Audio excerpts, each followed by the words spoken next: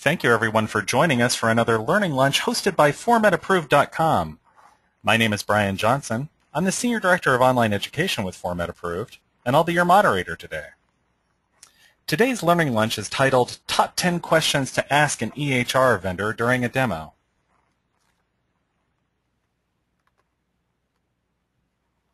We're joined today by Shahid Shah, a thought leader in health IT who has extensive experience as a technology strategy consultant for government agencies, nonprofits, and private companies. He's helped to design and deploy EHR systems, so he brings a highly knowledgeable insider's perspective to today's subject. He also writes a number of blogs that we'll pass along to you at the end of today's session. You can read about Shah's many accomplishments on your screen, and we'll talk to you about those blogs a little later. We would also like to thank SimplifyMD, our sponsor for today's presentation. SimplifyMD is a leading provider of EHR and practice management software with a focus on streamlined workflow that meets provider needs. Visit www.simplifymd.com for more information. Before we begin, a few notes. Note that you can ask questions of our presenter at any time during today's session by entering them into the chat area. In the second half of our session, we'll address as many questions as time allows, but if we do run out of time, answers to all of those submitted questions will be posted to our website and sent by email link later in the week. Also, people often ask us during the presentation if they can get the slides or a recorded version of this event. Rest assured that all registered attendees of today's session will receive an email that will have links to both the slides themselves and the recorded version of today's session. So don't worry about getting that information. We'll send it out to you after this session. All right, well, let's get into it. First of all, thank you, Shahid, for joining us for today's Learning Lunch. I think this is a great subject. I appreciate you guys having me, and you're doing some wonderful work, and it's absolutely a privilege to join you in this forum. You guys are doing some great educational stuff, and hopefully this Learning Lunch, I love the name of it, will be useful to the audience as well. I think it certainly will be, and it's a real pleasure to have you join us. So let's get into it then. Our first question is a really, I think, kind of a lay of the land question, and that's that most EHR companies claim that they're customizable, but how can a provider really be sure that the EHR is customizable in the ways that they need? Yeah, that's a terrific question. It's something that we hear all the time. One of the things to really think about is that, and the way to frame this discussion is learn to ask lots and lots of questions and take nothing at face value. So each EHR vendor, very few of them will come out and outright tell you an untruth, but many of them will come out and tell you that something is going to be applicable to your practice when it's not going to be, not because they're trying to mislead you, but because they may not understand your practice as well as you do, of course. And so ask lots and lots of questions. Focus on practice results, not the technology. So what happens a lot of times is that people who are new to purchasing EHRs and these complex office automation kind of systems focus too much on a feature of an application, you know, the button here or the button there, rather than seeing if I go through a particular set of workflows, what is the outcome that I want? For example, if every morning you happen to run a report in an older system, or you write a handwritten report and then make a call to certain patients for particular tasks or anything else, then write that down and make sure that you talk about that demo that the EHR vendor will give for you in relation to how you do your work. So when your practice is focused on particular aspects of your workflow, as opposed to the technology that the EHR vendor is presenting, you'll do a much better job. Workflows are hardwired into electronic health record solutions based on the decisions that the EHR vendor has made for their previous customers and the way that that design was done. Sometimes that's good, sometimes that's bad. That's why there are lots of choices here. And what you want to do, though, is pick a EHR vendor that has minimal workflow built in, but maximal extensibility. What that means is that if a EHR vendor has produced a product in which their assumption is that there are particular roles, those roles work a particular way, that you have to go from one screen to the next, to the next, to the next in that order, that may work out for some practices, but for the large majority of them it won't, because whatever their original design was doesn't match the specifics. And when you're replacing a system, try to think that, through what the new system does in relation to what your existing system does and what you hate about it. So if you're replacing a system, you absolutely want to make sure that you've made a top 10 list of the 10 things that I hate about my current system, and then have the EHR vendor reply to you in the demos and say, here's how I meet each one of those things. So if the first time you're thinking about the demo is the time when the salesperson from the EHR company walks into your office, you've made a huge mistake. You should prepare for the demo that they're going to give you in the same way that the vendor prepares for the demo when they walk in, and that is with a lot of prep time. I mean, the vendor has practiced these demos, they know how they're done, et cetera, and you should have done and made sure that you understand where technology has failed you in the past, where your practice needs the most feedback, asking lots and lots of questions. So prepare as much as possible. I know you're busy, and obviously you're doing 100 things during the day, and it's very difficult to prepare, but these workflow-based questions are the cornerstone of your new purchase, which is going to last you for 2, 3, 5 years. So it's very, very important to prepare for them. That's great guidance. You know, it's such a big decision adopting a new EHR that it would be well worth the effort to prepare. So for a provider who's hesitant to switch from paper, what's advice on how you can ease a provider into using an EHR, and what are some options around taking notes that might set them at ease? Sure. One thing to realize is there's absolutely nothing wrong with a provider who does not want to switch from paper. Paper is a technology that has been around for thousands of years. It's very flexible. It can meet every workflow that you need. Toss in a pen and a pencil and other things into that technology mix, and you've got something that has been extremely flexible. So it's absolutely okay for providers to be hesitant to switch from paper. The big question is, are you making a switch all at once? Are you doing so for archiving reasons, or are you going to use a different mix of input styles? And let me cover each one of those. So if it's okay to be on paper, what should you do? You should make sure that you have proper input systems. So that means that you can scan something. So if you took a handwritten note, which will happen all the time even after you're on an EHR, the EHR should be very well poised to be able to take that input whenever it needs it. You should be able to type in using a keyboard or any other means.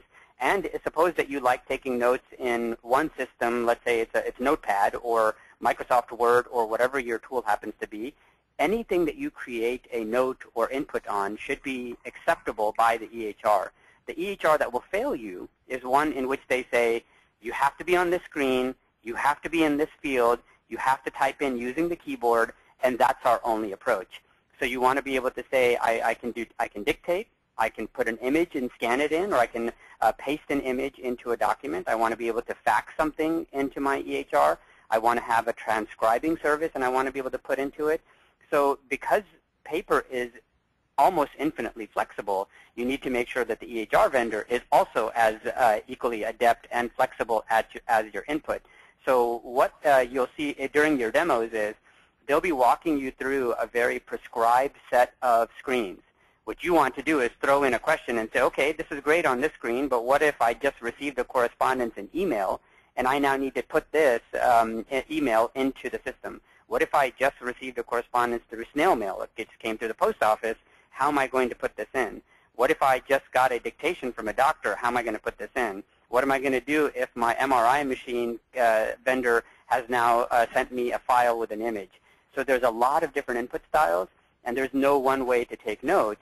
So you want to make sure that during those demos, you throw these questions into them and into the mix and see how they react to those questions.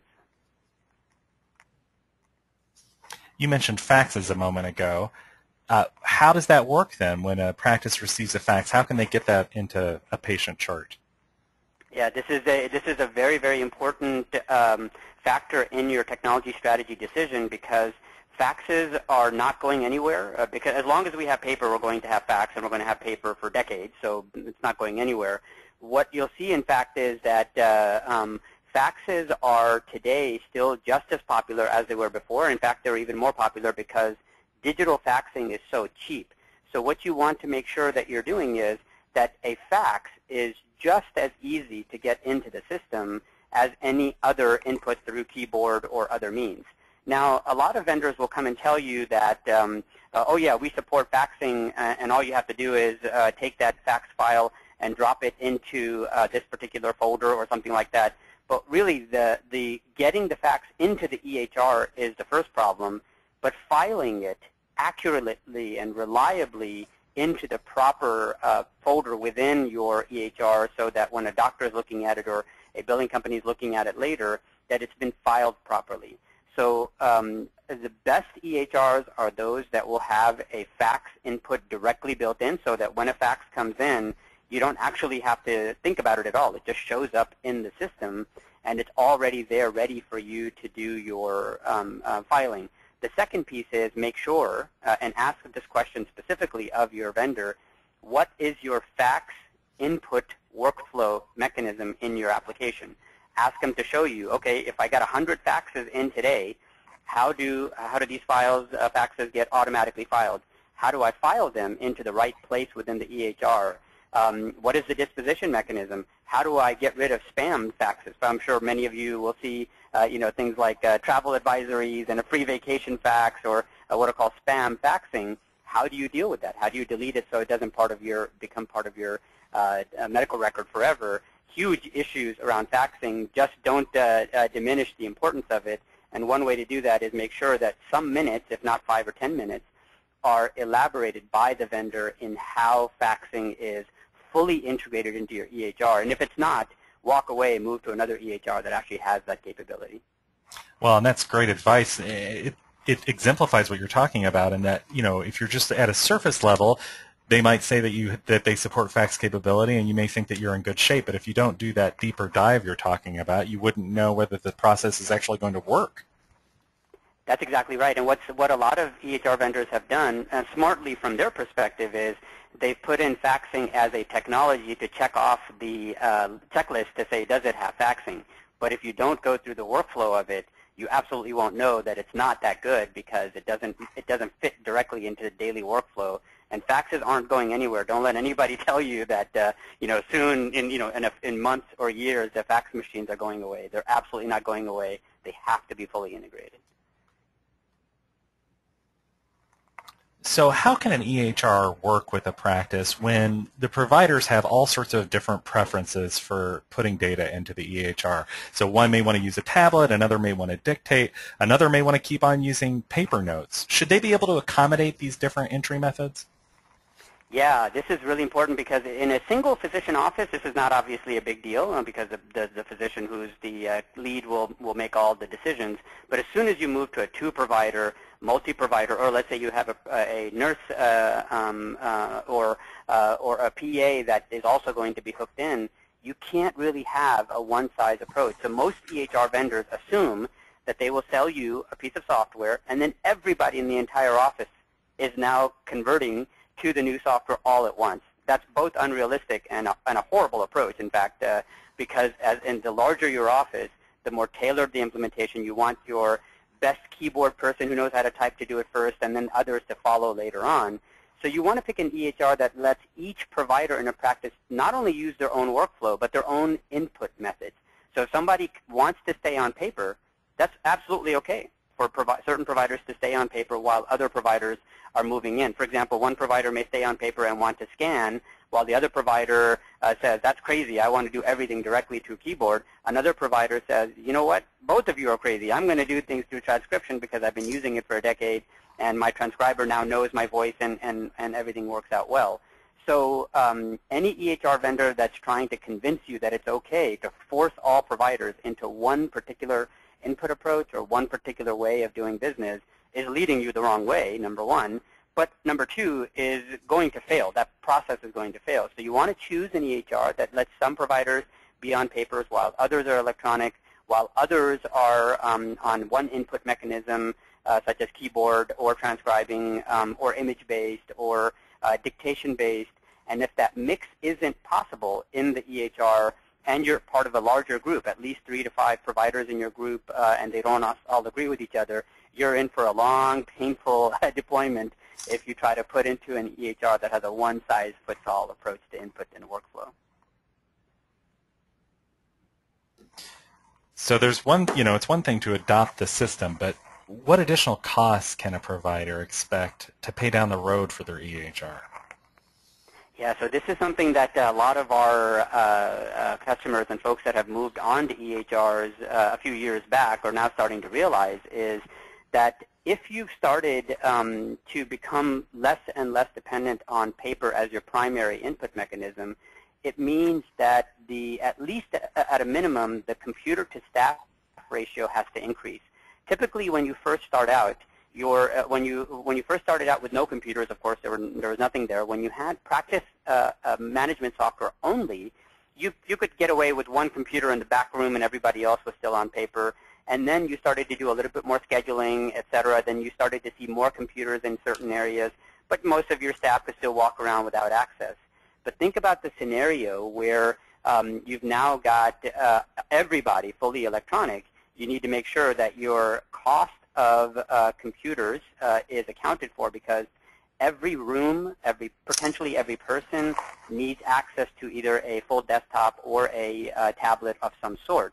Now, and that may seem like, okay, well, computers are $600, $1,000 each. What's the big deal? But remember, with every computer, you're going to have more networking requirements, electricity requirements, backup procedures, patching, security upgrades, et cetera.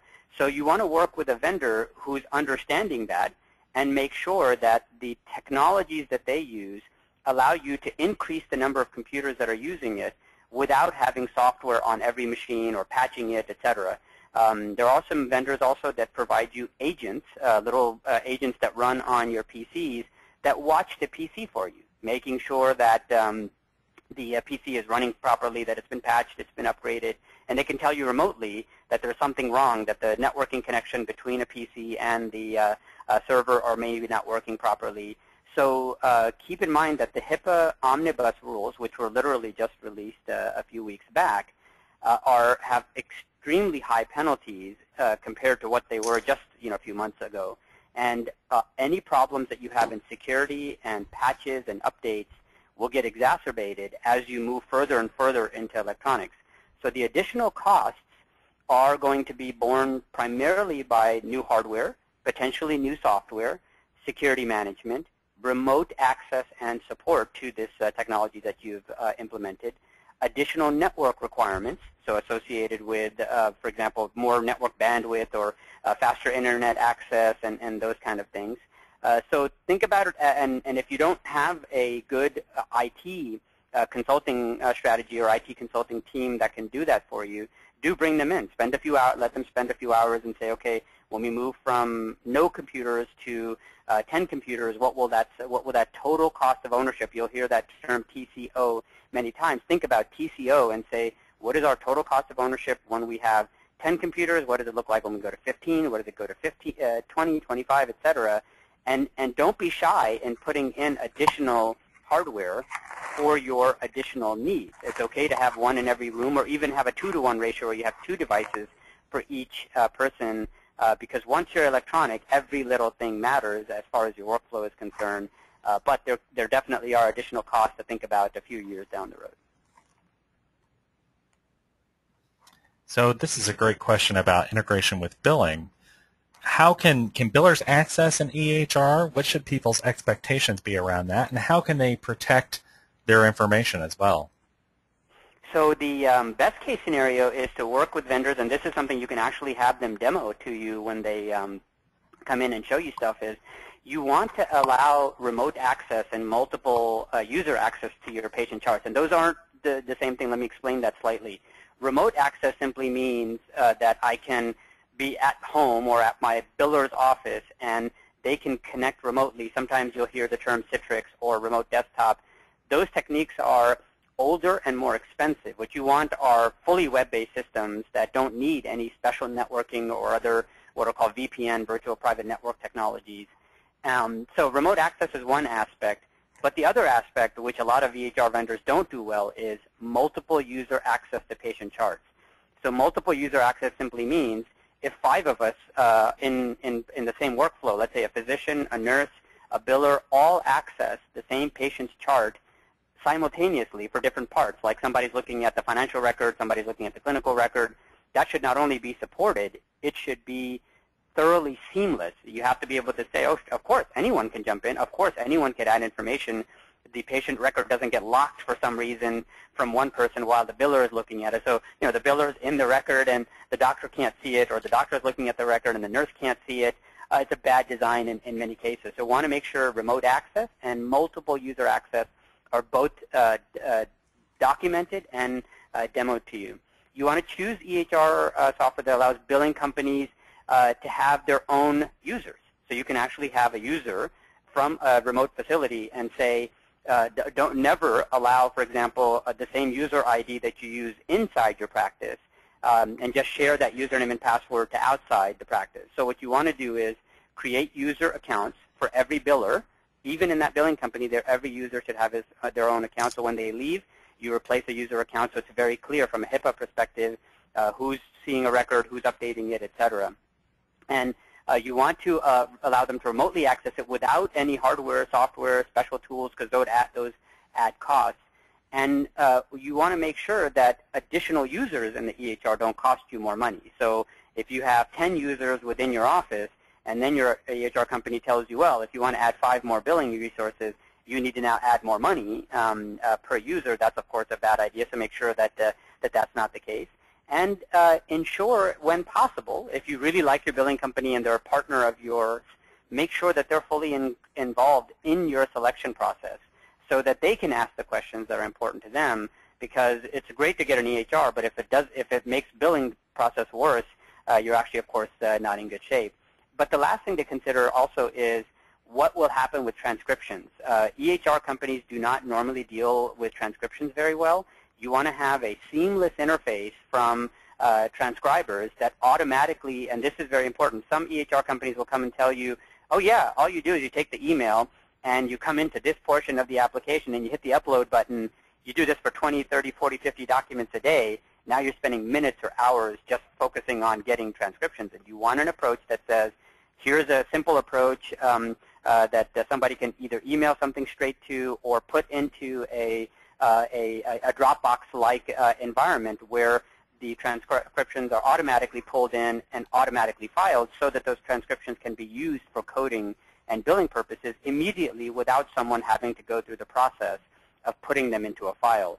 So it's these little things, it's these nuances that really cause people to hate their EHRs, because you didn't during the demo go through the thing that caused you a lot of pain during the day. Instead, you let the EHR vendor drive the demo in ways that are more useful to them instead of you, and you sometimes end up with a bad product there. So think about the billing company as a full participant and how you're going to make sure that those records are easily accessible.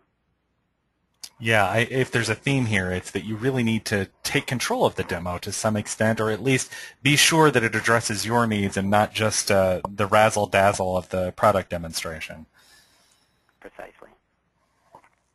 So for EHR training of staff, what should the vendor provide, and how long should it take for users to be ready to use the system? Yeah, so a lot of us think that EHR should just be really, really simple and there should be no training required. You're really not going to get away with no training because it's a complex system and you want to have some training. The key, though, is when you're looking at a demo, if you're at a demo and you say, okay, I'm going to try to create a patient, add some demographics, put in some vitals, take in a fax, pull in a document that I've just scanned in, think about a normal routine that you would go through, and don't let the EHR vendor walk you through the demo. Instead, have them tell you, how would you train me to do these actions? And that will tell you how easy it is for you to be able to use that system with little training. You're never going to get away with no training, but with little training. And training should include some rudimentary computer usage, typing, launching, and switching between applications. So what you should try to do is, don't put this all on your EHR vendor. Try to have some training, what I call rudimentary computer training. I've actually seen in my experience that the vast majority of problems that people have with EHR training is not really with the application. It's really the fact that it may be the first time certain people may be using computers on a daily basis every minute or every hour of the day. Other times you may use a computer, but it's once at the end of the day to do your record keeping. That's not computer usage. So because your workflow is shifting to a fully electronic, almost minute-by-minute usage, You need to make sure you're trained on rudimentary computer usage, and then focus on EHR specific training, but have them focus during the training. And this is really, really important. In training, what they want to do is bring their folks in, do a training for you really, really quick, and walk out because they have a lot of other customers that they have to deal with. That's just good. I mean, everybody's going to be doing well for themselves. But what you want to do is during that training session, when you've got their attention, ask them about your specific workflows and make sure that they're calling things the way you want them understood, rather than they just give you a slam, bam, thank you, ma'am, training and walk away, and see that that they understand the electronic workflow, training on those specific screens, and trying to understand all of the EHR functions before they walk out. One major thing you should do is to make sure that at a particular instance, while they're there, pick the key trainer that you're going to have within your facility and have them really be using the train-the-trainer model. Because, of course, as they walk out, you're going to have plenty of new staff come in that need to be trained. So you need to have a local trainer, not always depend on the EHR company, because they're always busy doing new customer training more so than updated customer training. So lots of advice here, but the key thing is that find something that requires limited training, find out how that works during the demos, and just be absolutely sure that they cover your workflows during the time when they're doing your training in person. So for practices that are going to switch over to an EHR and move on from paper charts, is the EHR going to archive those paper charts? What should people expect around that? Yeah, this is probably the weakest part of most EHRs, because EHRs really like the idea of coming in, maybe doing a little bit of demographic imports from your older system, but then really you're going to start using the system going forward. So you're going to do all your data entry, and everything's going to be hunky-dory, everything's going to really work really well, because everything is going to be done online, paper is going to go away, and then we'll all be rich in a year and retire. Of course, none of that is true. It's not only not true that bringing in paper charts is important, but archiving, especially now with the new HIPAA omnibus rules and the new rules that malpractice insurers are putting into place, workman's comp insurers are putting into place, these archives that you have are very, very important to have. Now, if you have a scenario where you're archiving only the old ones, and meaning patients that are no longer active patients, there's a set of technology that is completely unrelated to electronic health records called document management or document archiving, which many companies like Iron Mountain, et cetera, will come in and do for you and put into digital archives. But there is a whole bunch of records that need to be archived for patients that are active patients. That's the one there is a lot of weakness on. So you want to ask about how document management is done and ensure that your vendor can help you archive this chart, not just leave you on your own. They need to give you a process and procedure that says, oh yeah, yes, scanning is necessary, but you can buy these scanners or hire these local companies to help you with those. But there should be features in your EHR. If there is not a feature, here's one quick way to find out whether the EHR company takes archiving seriously is if you ask them the question and say, how do I archive 1,000 documents after I've scanned them in? So let's say you do the hard part and just do the scanning or use a function to scan it. How do I file electronically these 1,000 documents into these 100 patients before you leave today? In the demo, you can ask them that question, and if you see the sales guy with deer in headlights look, walk away, because they don't understand archiving. They think that this is all just forward engineering. You're just going to go forward with stuff and not worry about it. So you need to make sure that archiving is a feature of the EHR, because archiving is also similar to scanning and receiving mail documents, right? You're still going to receive snail mail, email, other kinds of documents. So archiving is an active, living, breathing thing that you have to worry about, and many EHRs don't understand that, and it's going to be tough to choose them if you end up in that particular mode.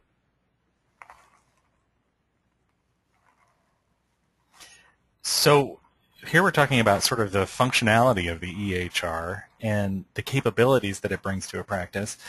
So should a provider be able to search for patients on a medication or with a particular diagnosis or procedure?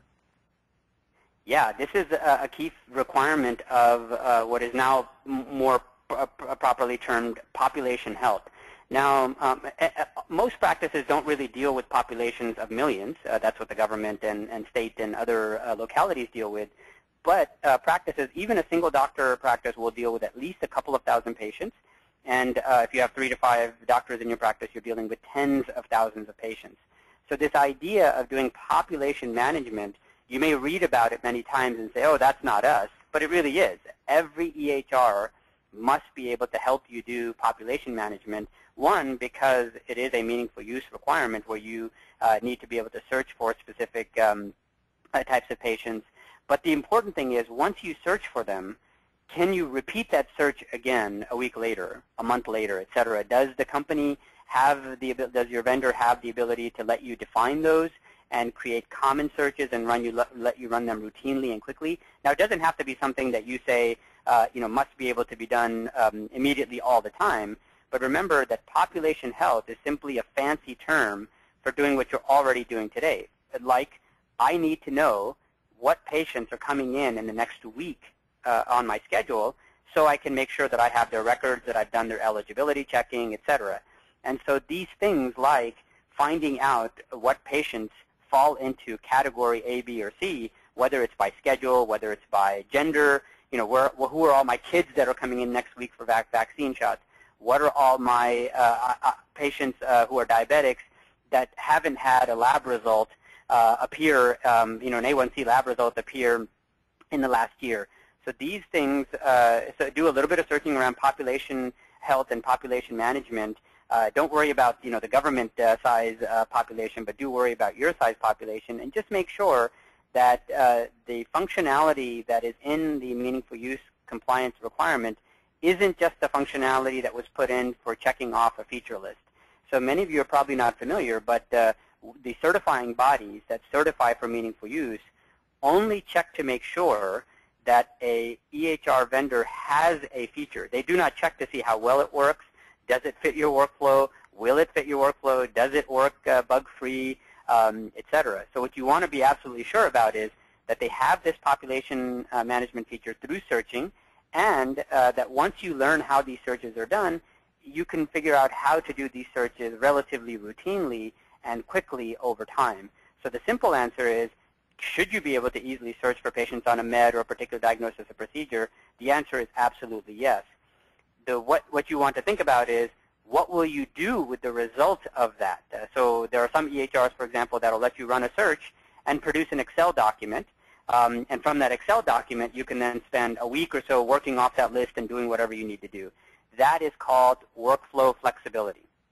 When you have that workflow flexibility, you've now conducted a search, but don't think about the search as the end result. The end result is the list that appears, and then what are you going to do? Are you going to send a message to that? Are you going to forward the record to a physician? Are you going to prepare a list to work off of it? So it depends on what you're going to do afterwards, and that's what you should ask in your demo and say, look, I need to prepare a list once a week, and I need to work on it offline because I'm going to send this to a temp who's going to work on the weekend to do some stuff.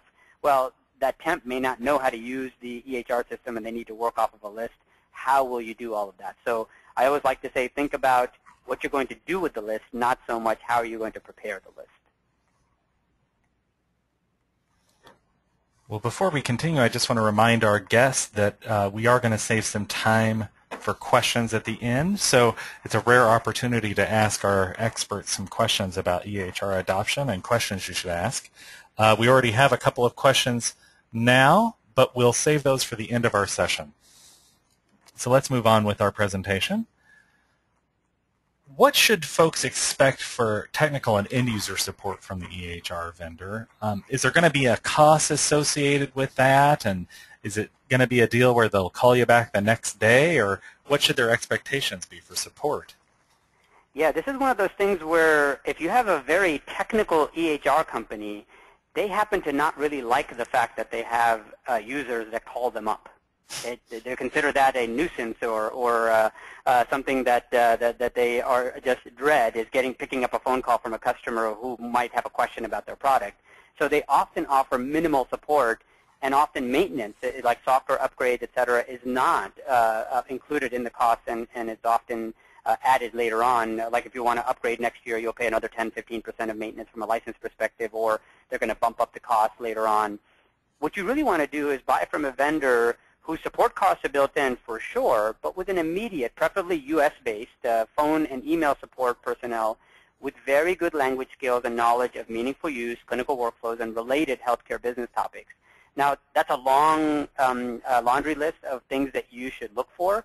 Often you can't really evaluate a vendor really well until you have bought the system. So what I often tell people is try calling. You know, if the sales guy is standing there in front of you, and you have a question about something, say, hey, can I just call up your tech support team right now and ask them a question? See what happens. Who picks up the phone? How long does it take? What's the hold time? Et cetera. So what you want to do is not just test that they are that they have the features in a certified system. That's easy to do. You don't want to just test to make sure that the workflow that they tell you will work, but what is your workflow and how it's going to be applied to it.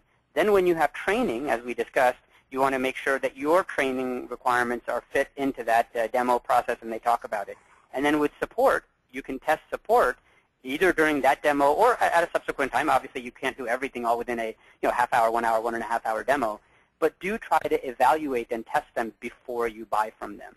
And if you get a feeling, even the slightest feeling, that maintenance and support, et cetera, are not treated by the EHR vendor as a major portion of their business proposition to you, then walk away. You're going to spend a few minutes of your time with a sales guy, but you will spend hours and hours potentially with your support team. So you want to make sure that the support for your EHR is far superior than the sales team for your EHR.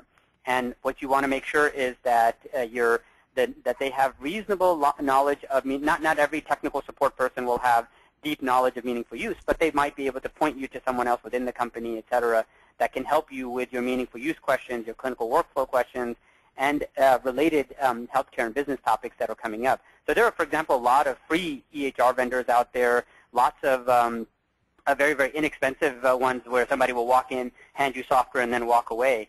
But keep in mind, you're running your business, unlike a practice management system, which you may not live on, but you are using maybe at the end of the day. You can hand that process off to someone. Your EHR is used by you during the day, all day long, and it's got to work perfectly. Otherwise, you will lose patients, you'll lose money, et cetera. So it's very, very important that support is not an afterthought. It's a forethought. And I was only half kidding when I said that certain EHR vendors believe that the phone call that they receive is a nuisance from customers, but that is true, because there are a lot of technical people who are like, I'm just a computer guy, I don't want to have to take a phone call, but you want to evaluate that and make sure that that's not the case. All right, well, we have plenty of time left for questions and answers, and we've already got some from our audience, but again, I'd like to encourage anyone out there with questions, whatever they may be, to share them with our presenter. I'd also like to note that we're going to share these with our presenter after the session, and he'll send out written responses. But if there's any questions that get a little bit technical or detailed that might be easier to answer in writing, we'll give our expert the chance to take that option, and then we'll share those with everyone so everyone will be able to see what the answers are. So let's go ahead and begin. All right, here's kind of a general question. Are there any special issues to be concerned about with cloud-based EHRs? That's a terrific question. There are the primary issues are going to be around performance and can they actually meet your performance goals. So if you are a very busy practice and you have a lot of patients coming through, lots and lots of workflow going on during the day with very high speed, good solid networking, cloud-based is probably great for you. In fact, it's very easy to set up. You'll get going. You'll start to use it. They'll be doing all your backups. There's no direct software that you need direct inside your practice normally. So in those cases, it's very good. Where we've seen a lot of practices make mistakes with cloud-based is if they're sitting, for example, in rural environments with limited bandwidth, high what's called latency. So you might even have what's called high bandwidth, which means how many, it's like if you think about a freeway, If you have a one-lane highway, but there are no cars on there, it's great. You can go either direction. Everything will look really, really fast. But if you've now got a lot of traffic on that highway and you don't have enough lanes to handle them, then everybody slows down. So you want to think about that bandwidth and say, okay, I've got a lot of bandwidth, I can handle it, and the cloud vendor will be fine with that. But there's another thing called latency, which says how quickly can your cars move on that highway. If you have a horse-drawn carriage, you're going to move at X miles an hour. A fast sports car is going to move at 90 miles an hour. That's like latency. It tells you how fast can somebody move as opposed to the number of lanes, which tells you how many cars can I put on that highway. So if you have good bandwidth and low latency, then almost any cloud-based solution will be fine for you. A lot of other people will tell you don't go to cloud because it has security issues or trust issues, privacy issues. That's poppycock. You know, most of the cloud-based vendors do a pretty good job with your data. They'll secure it, etc. There are some issues, of course, like who owns the data when it's in the cloud, and you should definitely ask them, you know, when I give you my data, if I ever want it back, what do I have to do? So a lot of vendors allow on-premise as well as cloud-based. So on-premise means your data is sitting in your facility and you manage it. Nothing goes anywhere, no ownership issues, etc. But if you go with cloud, do ask about ownership of data. Whose data is it? Can you take this data and go do nefarious things with it, or do you have to ask me before you use it? Once you've done that, then look at performance as your key requirement for cloud. And if you can have, and performance is two ways. One is on the vendor side, is their software fast enough? But you'll see in most cases their software is fast enough. But the other question is your network environment ready to go fully cloud? And if I was just going to bet, I would say only half of you guys out there are ready to go to cloud because of your internal infrastructure, your computers, networking, etc. And the other half just need to upgrade and be ready for it.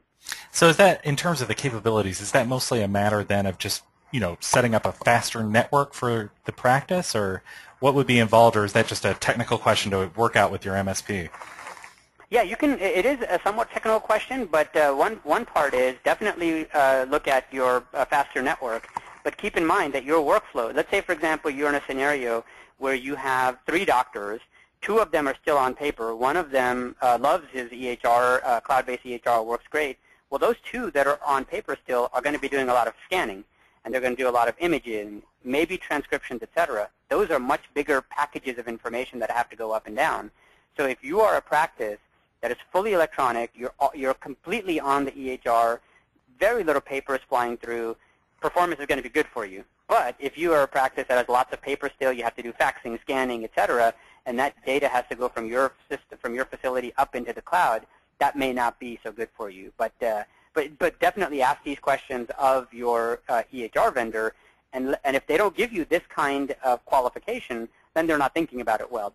I've done work with a bunch of vendors who have a very nice qualification sheet where they'll ask you, you know, what do you want it on-premise or would you like it in the cloud?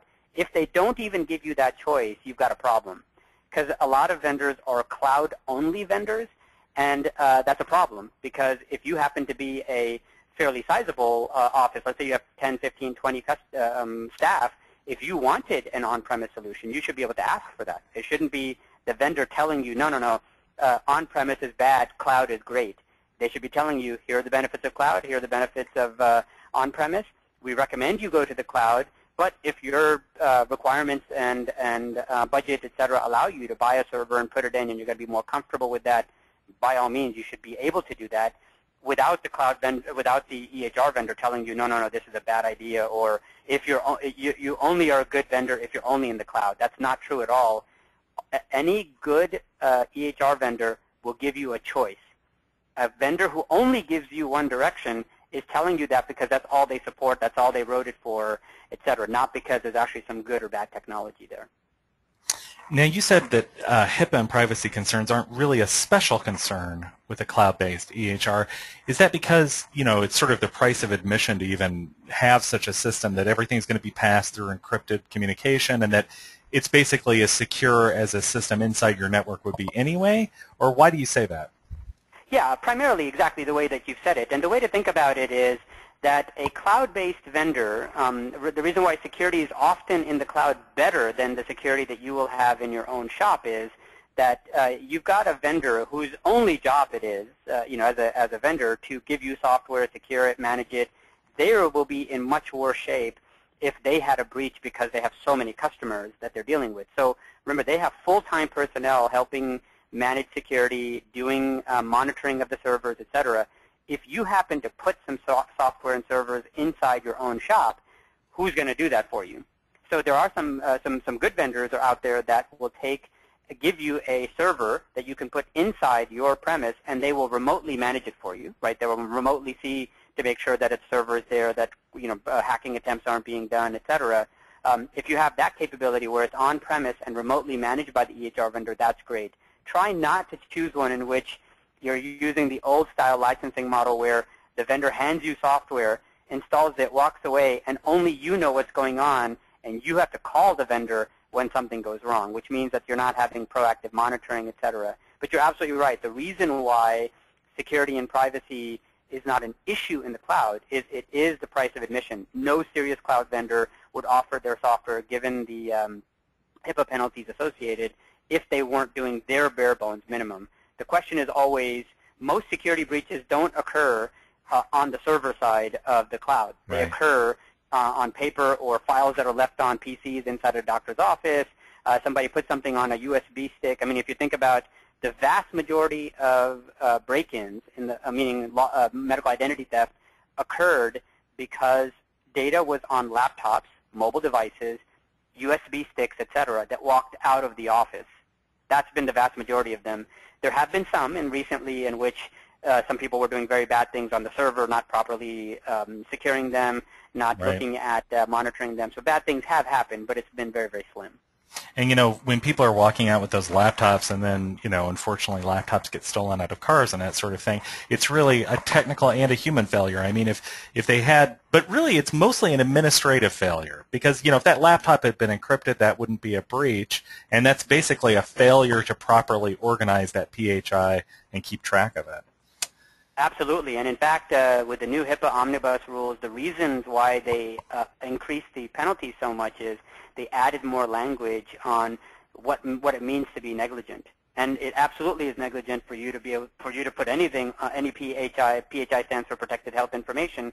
If you put any protected health information on a server or a hard drive or anywhere without encryption and it walks away, you will be held accountable. It is that simple because you're the provider and you were supposed to take the minimal precautions and did not. And there's no way of getting out of that. You will get the highest penalties because you just didn't do something simple. And that's why having good, whether it's consultants, whether it's a good EHR vendor to work with, let them help you with that. And that's where cloud is beneficial. One thing to keep in mind about cloud as a side remark is there are some cloud vendors who tell you they're in the cloud, but they store a lot of their local data on your machine for performance reasons. And when they store that data, it may not be easy to wipe, it may not be easy to understand, etc. You need to make sure that during the demos, ask them, what is the data you're keeping locally? How long does it come in? Can I wipe that data whenever I wanted to without harming your software so that, for example, you could run a cleaning utility once a week, once a day, that can wipe some of these things and ensure that there's no problem. But you can only do that if your software vendor is not depending on some data that you're wiping. So there is one issue with cloud is how much is fully in the cloud versus how much is on local machines. And that's part of that ongoing challenge. Keep track of your PHI. Yes. We do have a quick follow-up question before we move on to another subject. And the question is, if you are using a cloud-based EHR and you need to get your data out of there to switch to another platform, how should is there some standard expectation about how that data should be formatted or the form that they give it to you? Yeah, this is one thing I called, so it's a lot easier to get into software than getting out. And some of that is technical, but a lot of that is contracting. EHR vendors don't like it when you leave them. And Sure. So you want to ask about how easy it is to leave at the time before you make a purchase decision. So once you've decided, yes, there are some standards. So there are two key standards you can keep in mind. One is called CCR, which is called the Continuity of Care Record, and one is called the CCD. That's the HL7 standard for the full patient record in XML format. So if you're looking for that kind of data, one other problem you're going to have from certain EHR vendors is they might be able to give you what we call structured data, like the vitals and the demographics, et cetera, but often they don't know how to give you the imaging data or the faxes that came in or the documents that you scanned, et cetera. So this is a terrific question. I'm glad it came up. Always ask and say how easy it is. Once I'm done with you guys, how easy is it to get my data out? Now, keep in mind, it's perfectly fair for vendors to charge you for exporting the data. I mean, not something obnoxious, but certainly there is a cost for EHR vendors to export data and prepare that.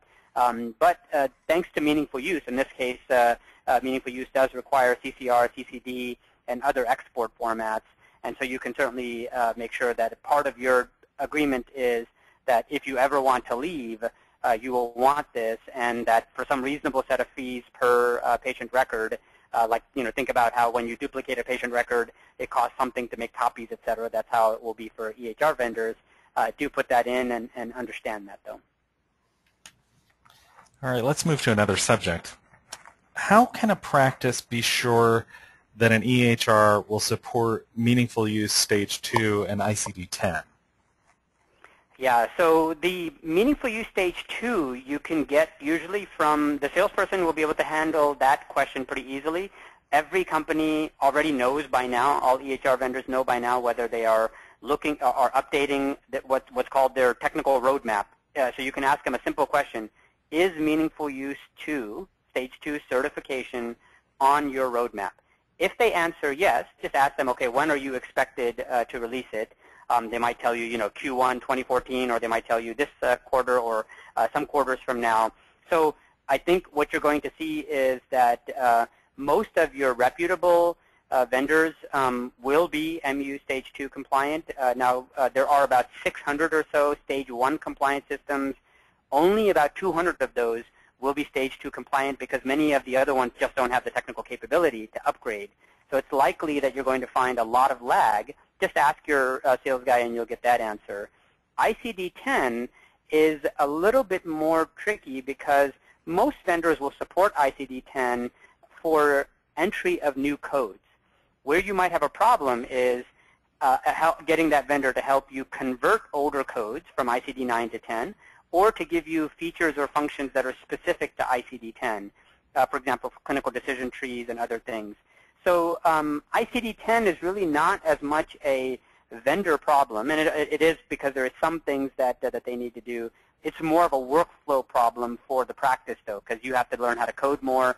How are you going to do your coding transitions? How are you going to change codes that are in your system from before to newer codes, et cetera? So both answers are easy to get from your sales guy to say, do you support ICD-10 and do you support MU Stage 2? But with MU Stage 2, it's more responsibility on the vendor. With ICD-10, there's probably more responsibility on you as a practice. Because it's relatively straightforward for the vendors to get the ICD coding set loaded into their systems. I mean, there's more to it than that, but it's a relatively manageable problem, whereas for the providers, getting all the codes right in the documentation is a much bigger deal. Oh, absolutely. I mean, people thought that they had trouble moving from into EHRs and meaningful use stage 1 compliance. Life is going to be miserable for the next couple of years as we move to ICD-10. And we're doing it all simultaneously with MU Phase 2, and it's going to be a struggle. I mean, I do feel for a lot of the practice administrators and physicians who are going through this effort because it's going to be tough for sure. Yeah, we've heard a lot of rumbles out there, and I know that you have some popular blogs. Maybe you can, and you touched on this. So we've heard rumbles from folks. There was a recent story with CCHIT talking about the fact that there's really a much lower pace of certification at this point in the process than there was in 2011. Do you get the sense that a significant chunk of the EHRs aren't going to make it, and that there's going to be consolidation around that? Or give us your insights on that if you could. That's absolutely right. We see it is much slower as a trend is concerned, and primarily that's because MU Stage 1 was designed to be fitting. It was designed to fit. The requirements were designed to fit existing EHRs. So it was no surprise that most EHRs, they did a lot of work. So let's not kid ourselves. There's a lot of work for many EHR companies to get into MU Stage 1. But MU Stage 2 is an incremental improvement for integration requirements, portal requirements, direct patient access. So what a sophisticated EHR companies can move up pretty quickly because they have the infrastructure to handle that. Unsophisticated vendors, of which there are many that have been around for years, will just not be around because they can't. Their older technologies, on client server systems, et cetera, can't be nimble and fast enough to upgrade. So absolutely, we're not going to see 600 MU2 compliant systems by next year. It'll be probably half that, if not near that number somewhere, but it'll be substantially less, which means that many of your listeners in the audience on this call are going to find themselves with a Stage 1 compliant system that may not make it to Stage 2, so you'll be looking at asking some vendors for replacement systems for sure. Yes, and we certainly are hearing that there's quite a furious pace of replacement of EHRs going on right now. So, a lot of folks may not be converting from paper. They may be converting from their old EHR to one that they hopefully will like better. But I think your guidance here is key to getting a system that will work better for them. Great. Well, we're almost out of time, so let's just have some quick notes here. First of all, I'd like to thank you, Shahid, for joining us for today's Learning Lunch. This was great advice. I wish we could just, broadcast this out to every practice that's thinking about adopting an EHR, because this is the real practical stuff that I think would save people a lot of trouble. Yeah, appreciate that. And there's a chapter of a book that I wrote in a practice administration book, which we will send out to the audience. So anybody who's participating in this will send you a link to that book, and there's a whole chapter that describes this on how you can become the CIO of your practice and how do you make these kind of decisions in a very business-oriented, non-technical, but very business and clinically focused manner. So we'll be happy to send that out to you guys after this call. All right, so watch for that additional resource. Now, Shahid, I know you have a number of blogs. One of them I saw that I think would be useful for our audience is just www.healthcareguy.com. Are there other URLs you might want to direct folks to? Yes, so healthcareguy.com is one where I do kind of like, I'm one of those guys who's sort of kind of like a skeptic or looking at alternative viewpoints from all of the cheerleading that you hear going on about EHRs. I've just been doing this for so long and I realize how hard it is. So on that blog I write analytical pieces. There's another blog that you can look at called HITSphere, HITSPHERE.com. HITSphere collects about 45 top bloggers into one place that you can look at routinely. You don't have to look at it all the time, but sometimes you'll find articles that you like. And another resource which is terrific is the simplifymd.com blog as well, because that's where the CEO and our senior sales teams and consulting teams take a lot of guidance and things that we learn from our own customers and post about. So all three are great resources for you. Well, thank you for that information. We'd also like to thank our sponsor, SimplifyMD. Again, to learn more about SimplifyMD's EHR and practice management software with streamlined workflow designed to meet provider needs, please visit www.simplifymd.com. I'd also finally like to thank all of our attendees. It's always a pleasure to have you with us, and thank you for your questions today. Remember that all registered attendees will receive an email with links to both the slides and the video recording of this session. We've touched on meaningful use today.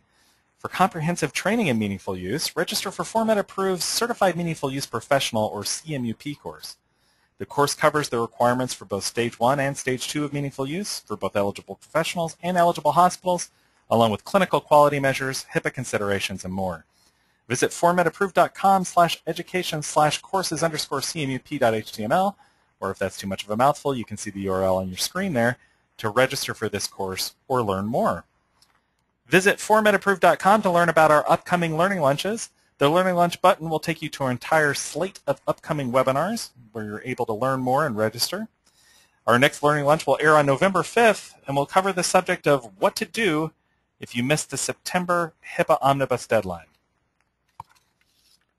Keep an eye on your email box on our homepage for other upcoming topics, and thank you again for joining us today.